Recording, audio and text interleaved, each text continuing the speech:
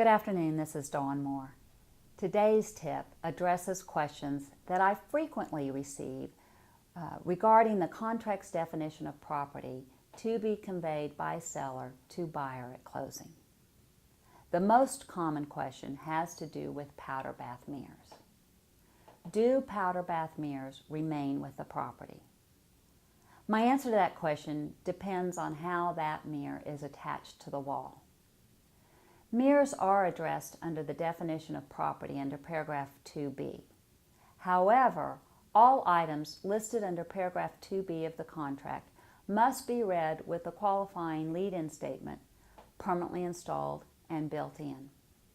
If the powder bath mirror has its own decorative frame and is hung on the wall like a piece of art, then my answer to the question of whether that stays is no. That mirror would not qualify as being permanently installed and built in.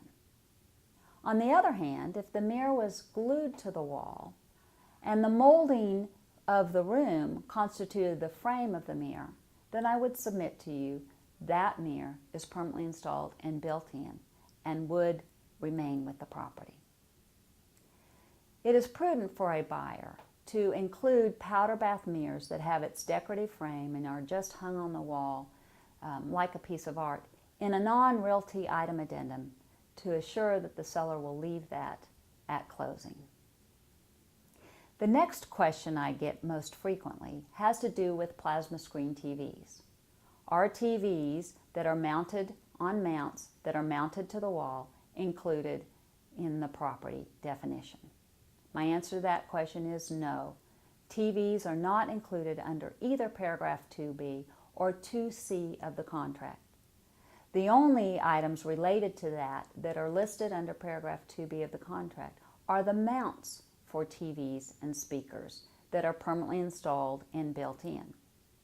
Therefore, the seller has the right to retain the TV or take that with them and/or the speaker that is mounted on the mount.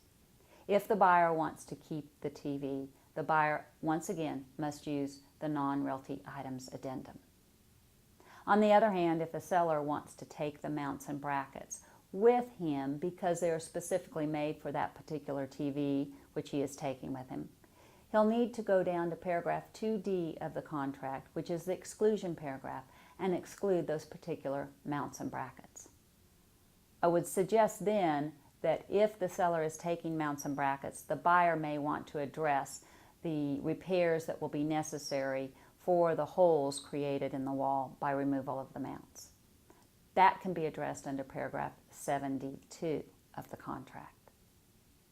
The third most frequent question I receive has to do with freestanding fireplace screens.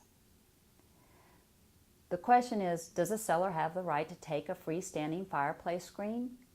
Most people would think yes, but my answer to that question is no. Under accessories, paragraph 2c, fireplace screens are specifically listed. That paragraph does not include a qualifying statement, permanently installed and built in. Therefore, any fireplace screens that are in the property when the buyer contracts for the property must remain with the property, unless the seller excludes it under paragraph 2d. So if the seller wants to take that beautiful decorative fireplace screen, exclude it under 2d, or ideally remove that fireplace screen before you begin to market the property. I hope this clarifies questions that you may have had. Allegiance Title wants to be your resource for results. We hope to see you in our office soon for a closing. Thank you.